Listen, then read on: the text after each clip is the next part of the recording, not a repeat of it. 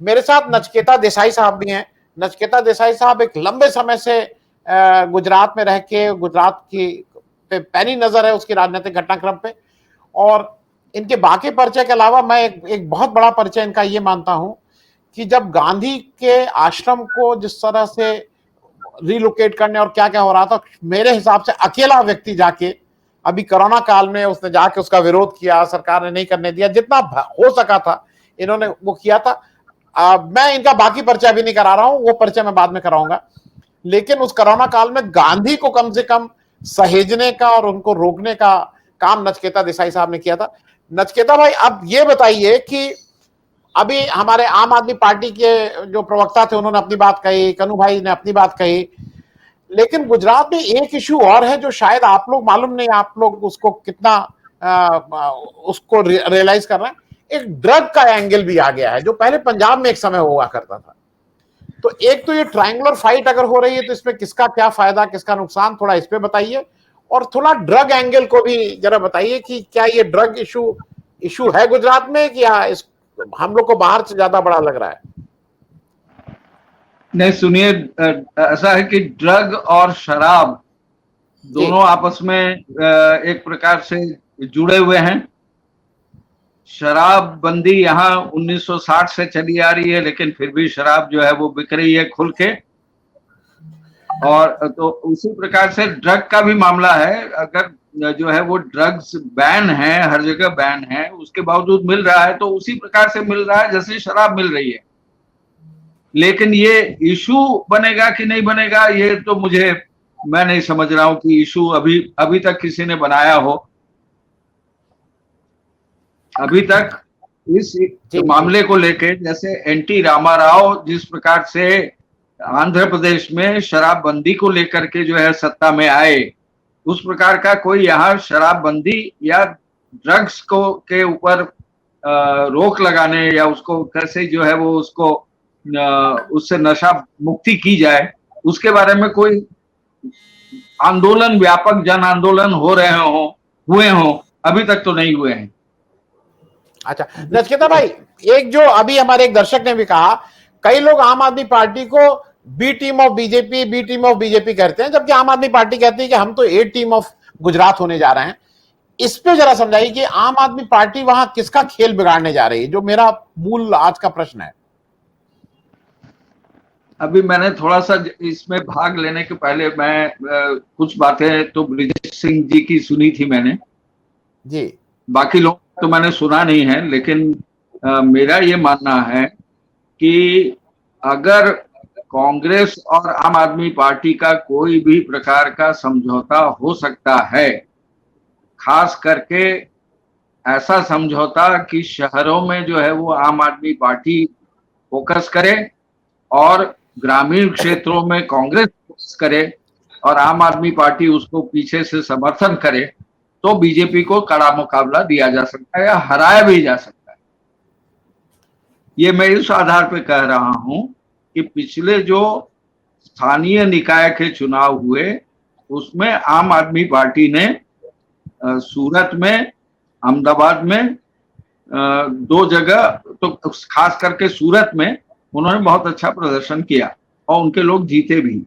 और शहरों में आम आदमी पार्टी जो है वो उनका संगठन भी, नए संगठन फिर से पुनर्गठन भी हुआ है उसका, तो शहरों में आम आदमी पार्टी का प्रभाव पड़ सकता है। ग्रामीण क्षेत्र में अभी तक आम आदमी पार्टी नहीं दिखाई दे रही है कहीं। तो मेरा मानना है कि अगर आम आदमी पार्टी शहरों पे ध्यान दे और कांग्रेस जो है वो ग्रामीण क्षेत्र में ध्यान दे, तो और दोनों साथ के उनका तालमेल हो, तब तो बीजेपी हार रही है।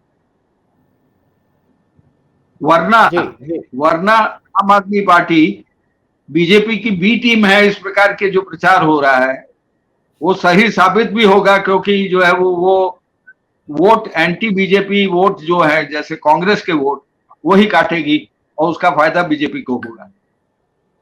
जी जी।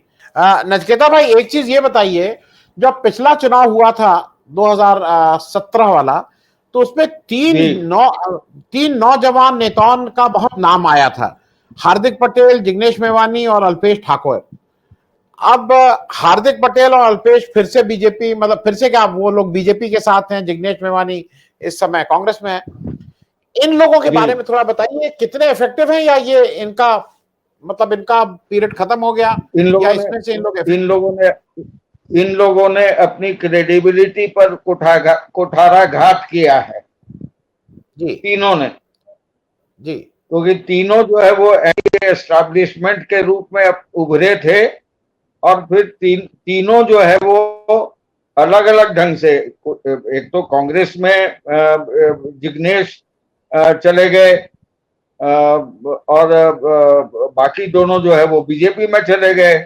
तो कांग्रेस और बीजेपी में जाने की वजह से जो टोटल उनका एक इंडिपेंडेंट, एक उभरते हुए युवा नेता, व्यवस्था के खिलाफ में चलने वाले नेता, व्यवस्था परिवर्तन की बात करने वाले नेता, वो इमेज के ऊपर बहुत बड़ा उन्होंने खुद ने जो है वो कुठाराघात किया है अपने पॉलिटिकल एक्शन की वजह से।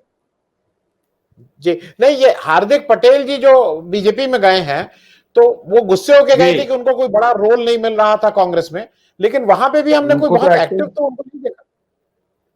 उनको तो एक्टिंग प्रेसिडेंट बनाया गया था, कार्यकारी अध्यक्ष।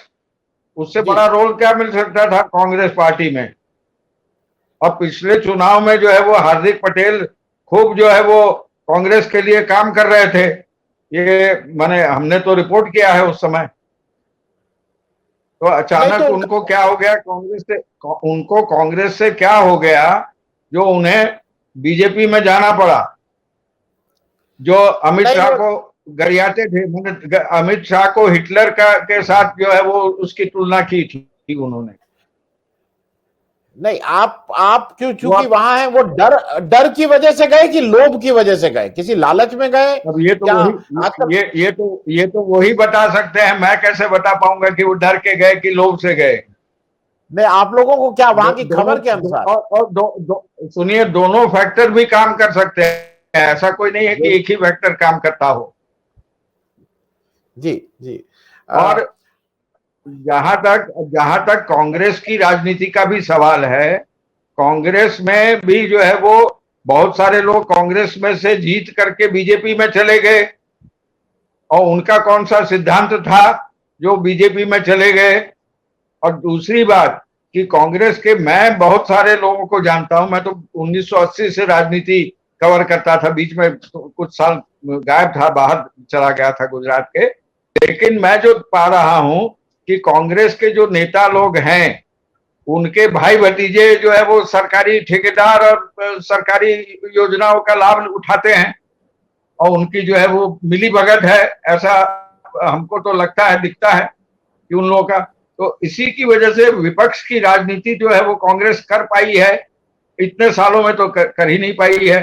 हालांकि 2017 में उन्होंने अच्छा किया था, और उसका एक फैक्टर ये भी था कि राहुल गांधी जो है बैलगाड़ी में भी घूमे थे, और बड़ा जो है वो संपर्क उन्होंने किया था, ढाबे में जाकर के लोगों के बीच में बैठना, और उनकी रैलीज बहुत ही जो है वो बढ़िया अटेंड हुई थी रैलीज राहुल गांधी की, ये था। और ये जो है वो एंटी इनकम्बेंसी फैक्टर तो चल ही रहा था, और दूसरा कोई ऑल्टरनेटिव था नहीं लोगों के सामने।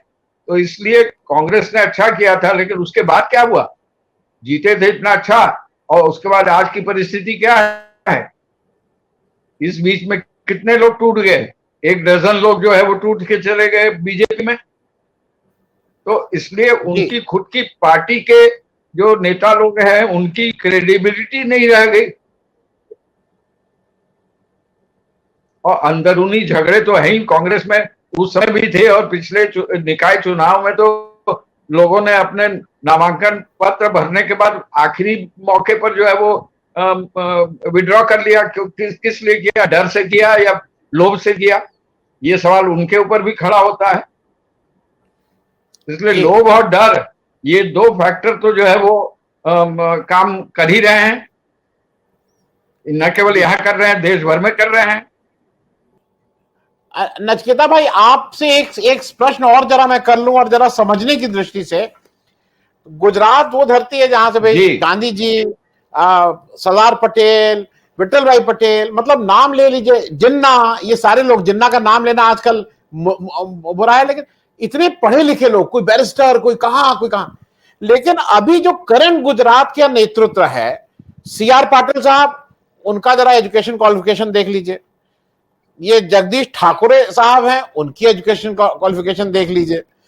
मतलब ये गोपाल इटालिया जी हैं आम आदमी। ये आप लोग ज्यादा पढ़े लिखे लोगों को क्यों गुजरात में नहीं नेतृत्व देते हैं? आप लोग, मतलब आप लोग, मैं जरा ही समझना चाहता हूं। नहीं, आप लोग का से क्या मतलब है आपका? गुजरात से आप आ रहे हैं, इसलिए आपको मैं गुजरात का मानना हूं। गुजरात की जनता, नहीं, सुनिए, वही स्पेसिफिक आपके मुंह से सुनना चाहता था कि आपसे आपका मतलब क्या है। अब देखिए, मतलब गुजरात की जनता, आप इतने पढ़े लिखे नहीं, आप इतनी पढ़ी लिखी फैमिली से आ रहे हैं। आप, मैं नाम नहीं ले रहा हूं भाई, आप उन लोगों का नाम लेने से ही जीवन तर जाता है। ऐसे लोगों के बीच जो नया नेतृत्व आ रहा है, वो क्यों आप लोग, मतलब सीआर पाटिल साहब की क्वालिफिकेशन देख लीजिए, पास्ट रिकॉर्ड देख लीजिए। ये बीजेपी हो चाहे कोई हो, क्या बोलेगा कोई? आनंद जी, गुजरात कोई भारत से अलग तो है नहीं, एक। दूसरा, भारत की अर्थव्यवस्था और जिस दिशा में भारत जा रहा है, वैश्वीकरण और जो है वो कंज्यूमरिज्म के रास्ते पे जो भारत निकल चुका है, वो निकल चुका है बहुत पहले से, कांग्रेस के शासन से ही निकल चुका है। वो अभी का नहीं है, अभी जो है वो ज्यादा तेजी से निकल चुका है। तो कांग्रेस की गति जितनी थी उससे बहुत ज्यादा गति से जो है वो बीजेपी का शासन जो है वो वैश्वीकरण और ये कंज्यूमरिज्म के रास्ते पे चला है। उसमें भी विशेष जो कुछ उद्योगपति हैं उनको, उनके लाभ के लिए चल रहा है। ठीक है, अब सबसे ज्यादा आपको जानकारी होगी ही, मैं जानता हूं, सबसे ज्यादा जो है पूंजी निवेश स्टॉक मार्केट में कौन करता है? गुजराती करते हैं। मारवाड़ी व्यापार है, मारवाड़ी निवेश करते हैं, लेकिन मारवाड़ी जनता उतना नहीं करती है जितनी गुजरात की जनता करती है। महिलाएं, माने ग्रामीण महिलाओं को जब इंटरनेट वगैरह नहीं था, तो उस समय जो है वो सबसे पहले व्यापार का पेज खोल करके देखती थी भाव अपना, कि अब मेरे शेयर का भाव बढ़ा कि नहीं बढ़ा। तो जनरली जो है वो गुजरात की जनता को अगर एवरेज ऐसे कहा जाए, औसत रूप से जो है वो व्यापारी दिमाग का, या जो है वो मर्केंटाइल कल्चर जिसको कहा जाता है अंग्रेजी में, वो कल्चर वाले लोग हैं। इसमें हमारा कितना लाभ, मेरा कितना लाभ होगा, ये प्रश्न जब पूछा जाता है, ये प्रश्न जब जो लोग पूछते हैं आपस के रिश्ते के में बात करते हुए भी, तो ये समझिए कि जहां उनको लाभ दिखाई देगा वहीं वो जाएंगे। जी, ये है मामला। और लाभ अगर जो है वो ब्लैक मार्केटिंग से हो रहा है, तो उससे होगा। कोरोना काल में जिस प्रकार से जो है वो दवाइयों का ब्लैक मार्केटिंग हुआ था, ऑक्सीजन का ब्लैक मार्केटिंग हुआ था, वो तो जग जाहिर है। अब मैंने इवन गुजराती अखबारों ने उसके बारे में लिखा है, जो नहीं लिखते हैं जनरली, पौधों को छोड़ के। जी, इसलिए जैसी जनता वैसा उनको राजा मिलेगा। बहुत बढ़िया, चलिए, बहुत अच्छा।